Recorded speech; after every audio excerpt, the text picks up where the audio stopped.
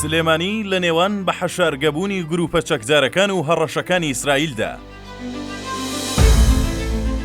سوودانی داوای لە بافڵتاڵەبانی کردووە دەرگا دابخات. هێرشی ئیسرائیل بۆ سەر عێراق، سلێمانیش دەگرێتەوە.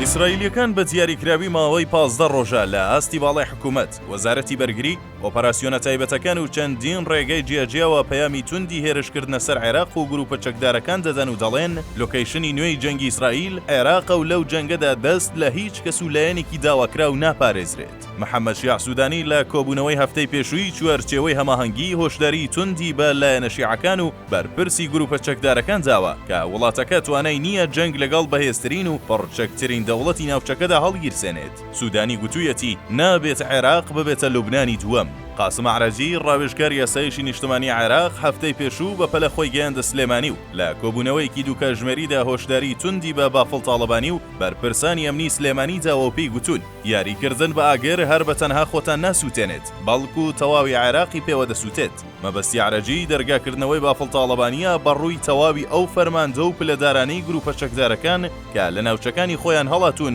لە ترسی هێرشی ئیسرائیلیەکان.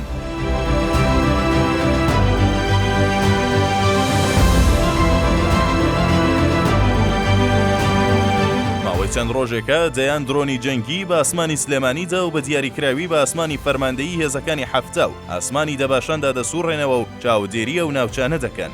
لە دوایین راپۆرتی خۆیاندا هەریەکە لە ئاژانسی ڕۆیتەرز و واشنتۆن پۆست و ڕۆژنامەکانی ئەلعەرەب وەلحەیات باسییان لە کشانی بەرپرسانی گروپە چەکدارە شیعەکان کردووە بۆ زۆنی سلێمانی. لە بەرامبەردا هەواڵگری ئیسرائیل و تیمەکەی نەتانیاهۆ ئاگاداریە و دۆخەن و لەلایەن دەستەی جەنگی وڵاتەوە چاودێری دەکرێن.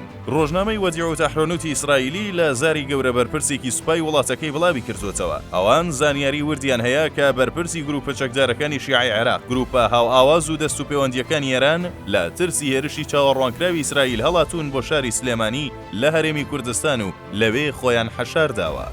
ڕۆژنامەکە نووسیویەتی دەستگای هەواڵگری مۆساد و سوپا و یەکەی جەنگی ئیسرائیل بە وردی زانیاریان لەسەر جێگا و شوێنی مانەوەی ئەو بەرپرسە شیعانە هەیە کە لە سلێمانی دەمێننەوە و خۆیان لە میدیا و خەڵک دوور خستۆتەوە. ئاماژەکەی ڕۆژنامە ئیسرائیلیەکە بریتیە لە لێدان و خزانی سلێمانی بۆ نێو ئەو جەنگە درۆن و موشکیەی کە سەرەتایەکی دیار و کۆتاییەکی تەواو ناڕوون و ناتیاری هەیە.